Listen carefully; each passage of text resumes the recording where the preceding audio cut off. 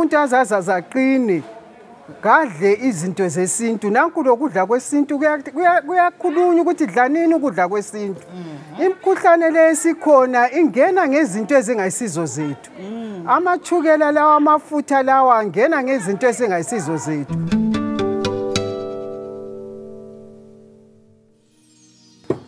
Hello guys, welcome to Makriza Made Me Cook. My name is Prince Sivalo. If you're new to this channel, please click on the subscribe button. So today we're at the heart of Makokoba, which is a cultural hub in the city of Bulawayo. So many activities happen here and it's produced so many great people in Makokoba. So we're here eMkambo to learn more about imithi yesintu, which in English is called African Indigenous Herbs. So we're going to meet up with the likes of Babu Tungeni and who's going to show us so many things about the cultural herbs. Welcome to the show. Inindonzi gogomadao ndotengesa pano pamusika paMkambo.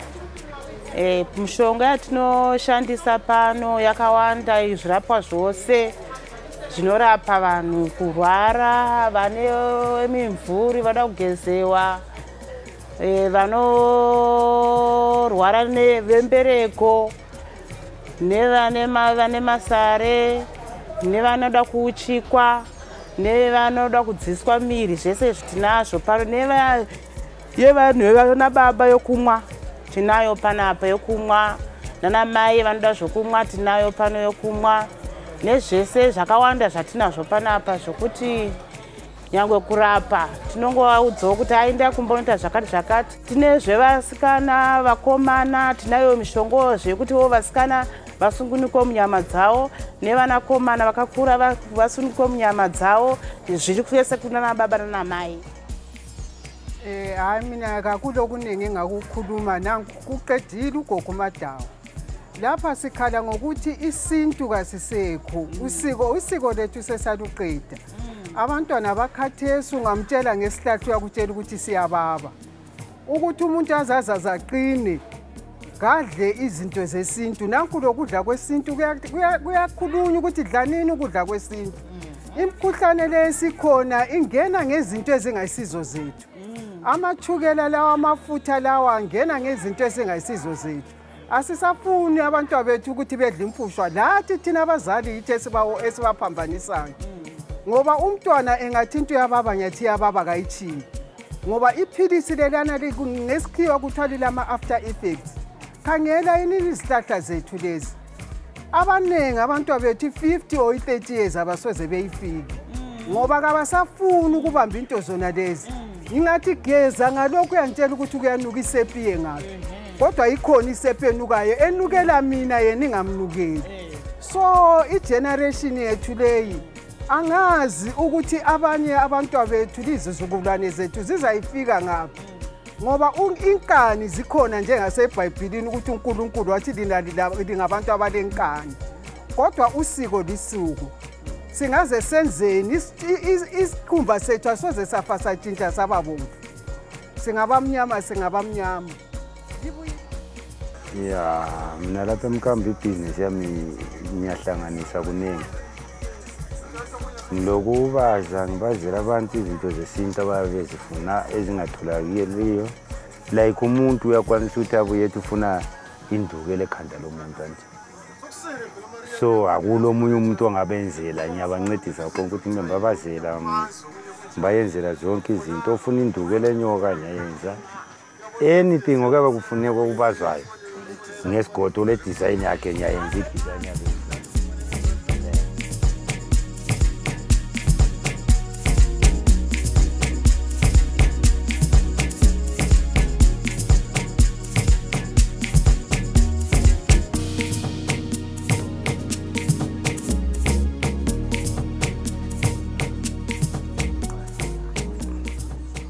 Ya indaba yembiza amahlangu iqhakatheke kakhulu emadodeni ngoba lokuncedisa thile umzimba womuntu ongubaba. Akufuzanga ukuthi umuntu ongubaba umzimba uhlale ungaqinanga. Lekuklineni igazi. Ngikho konke nje ezifene eziningi ngiyavikela. Iso thina lapha sibona kuyinto eqhakatheke kakhulu ukuthi vele ikubona la kudala okhulu babehlala belenqayi ngaphansi kwembheda. Benatha ekuseni akadli lutho. Ukwenzela ukuthi efice esiswini kungela lutho.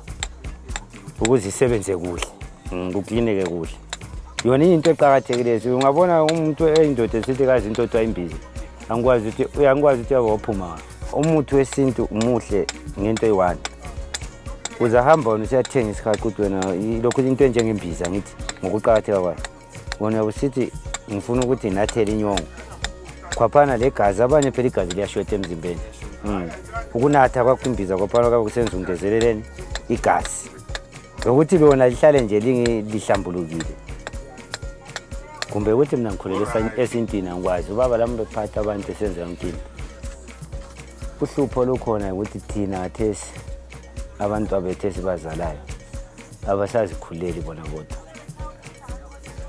sebekhulela amantombazaneni angithi kukanti-ke kudala sibesithi thina nxa sikhula ungaphupha kumbulo umuntu wesimama ngithi awuhamba etshela ukhulu kumbe utshele bani ugogo gogo nguyeseza kuyayithela kubaba nguyosesazi ukuthi kumele wenzweni wayephekelwa izihlahla zokuqiniswa ukuba ngubaba ukuthi ukuba ngubaba kwakhe kungaphangisi kufiphale masini yikho kunye okubanga khonapho ukuthi abantu abaningi bekhathazela inzalo ngoba kazange waqiniswa ukuba ngubaba kwakhe ekhulile yikho lapho okule ndaba khona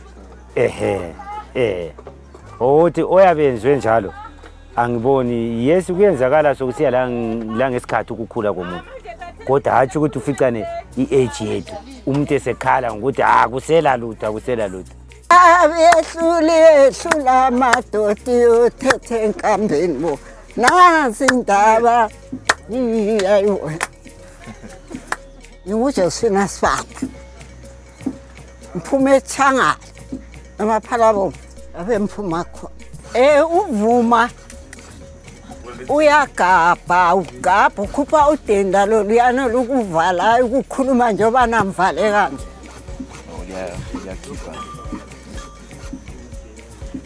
kuhle ngesimilo hayi khona ukunatha imbiza yonke indaba yakho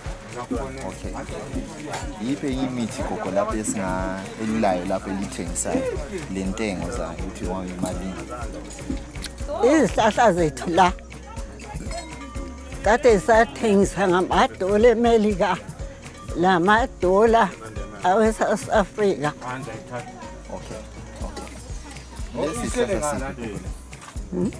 lesi isihlahla ingwaqela unceda ngani ingwaqela ilento eziningi iyathwasisa futhi emadlozini iyageza futhi umnyama iphuphuma ugwebo lungaka yona imalini ingwaqela idola okay lesi sona gogo isihlahla lesi siphi lesi liluleka leli liyageza ube mhle usicazimule usukhuphile idoti lana engikhulume ngayo ukuthi kwesithu mathonga iculture yamathonga nje ukuthi iculture yesu ilifundisha jingi about life culture yamathonga ita ukuthi swethu tubana abanini tujikula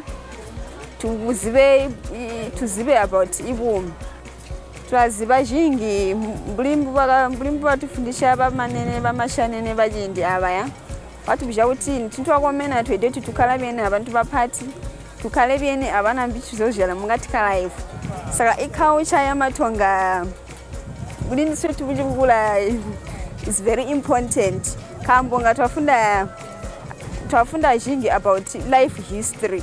Mina igama lami ngubongani Dungeni ngisebenzela khonapha eMakokoba ukuthengisa imithi lapha eMakokoba silemithi eminingi kakhulu yesintu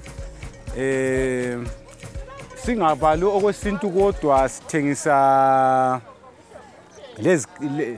lezikhali zesintu lezinto zonke nje ezingabe zisetshenziswa esintwini into esilazo lapha izikhali ezisetshenziswa esintwini silentonga siphinde sibe lamahlwayi sibe lamachoba sibe lendiwo sibe lokugidisa okwendulo konke kodwa into esingayo kakhulu siqhakathekisa into zomdabu, into zesintu kakhulu ezinjengemithi. Bonke laba abantu abalapha bathengisa izihlahla ezitshiyeneyo. Abanye bayelapha, abanye zinyanga, abanye nje bathengisa bangama herbalist ngesilungu. Kunengi esikwenzayo lapha. Mabuyani vanhu vakankwethu hayi sititomuka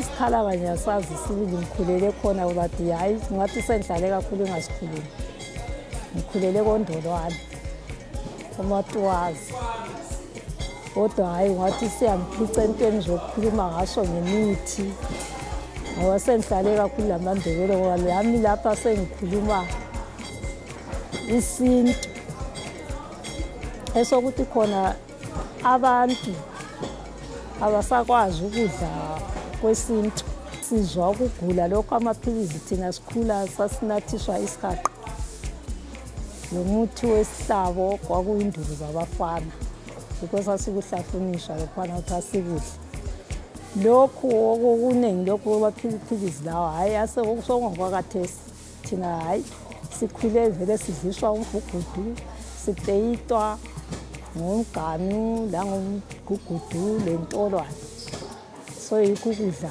esiyikho esikhuliswe ngakho lokho kuningi kade sothiwa hayi kufaka amaphilisi ngachaya ikhanda sinatha amaphilisi nasasichaya ikhanda kuthiwe hayi le ngubhani isipeyiti siqine la kade soke siqinile sinjalo sikaze nginje akaze ngitshaya ikhanda lokuthi ngaze natha amaphilisi nxa ngachaya ikhanda ngiyakwanisa ukuthatha intolwane ngiyifake eforijini ngidle ngahlatshwa isihlabo ngiyakwanisa ukuthatha isigenama esibomvu ngisibilise nginathe isihlabo siyayidla ngisichaye siwome ngisifake etiyeni ngisinathe isihlabo sami siyayidla so lokho kuningi lokho kwamaphilisi ngoba sizwa bethalalisa cela bakithi lonke batwana bethu abatsha igeneration yethu abantu bethu isebenzise kakhulu isintu idle kakhulu izihlahla mina ingugogo Machuma ngiphuma eCholotsho kodwa ngilapha edorobheni ngihlala eBenside ngisebenzela eMkambo ngisebenzela eMkambo nje sisebenza imithi sincedisa abantu abalohlupho abanye babuya begula umuntu uzwe sithi hayi lapha ngilesidliso simncedise esidlisweni sakhe lesiyana umuzwe umuntu sesithi hayi sengiright sibili lapha lingincedile abanye njalo bebuye bele ikhona umkhuhlane awuvela ukhona la kudala kodwa awuvela ulatshwa ngesintu owamacansini owabobaba labomama simncedise umuzwe umuntu sesithi sengiright yikho thina isintu siyasiqhakathekisa kakhulu isintu sisiqhakathekisa thina isintu siphila ngaso sivile siyathengisa ingungu sithengisa intonga sithengisa imkhonto konke le mithi siyayithengisa kule singakuthengisiyo amachoba amahlwayi amacansi siyathengisa yonke into khonapha isihaqa zikhona isihaqa sikwenza idola intolwane siyenza idola umkukudu siyenza idola umlomo omnandi siyenza idola ngibona lamacansi la amahle la ubona imali amacansi amanye angama$3 amanye ama$5 isintu sethu thina esilazo isintu fanele siqhakathekiswe singakhangela okunye kwesikhiwa kodwa esintwini singabaleki esintwini asisho ukuthi esibhedlela kungahanjwa uma umuntu ebuya embuza esibhedlela suke wahamba yesenge ngihamba hayi nxa suke wahamba esibhedlela subona ukuthi sokukwehlula yikho senkwamkela fanele siyancedisana lesibhedlela lesibantu sibambisane ngoba isibhedlela siyanjani siyanceda siqhakathekile futhi kithi thina abantu all right. Thank you for watching. We're here at the heart of Makokoba. So if you want to purchase these indigenous herbs, just head over to eMkambo and buy yourself. There's a variety of herbs. We spoke about intolwane, umgugudu, and most importantly isihaqa. So head over to Makokoba Market. We also in future also look at other types of the herbal markets. I know there's one in Johannesburg, Faraday. I know there's one in Harare, there's one in Lusaka. So with the time, when the show progresses, we're also going to look at other herbal markets in Africa. So thank you for watching. Keep the love, keep the Ubuntu. Peace.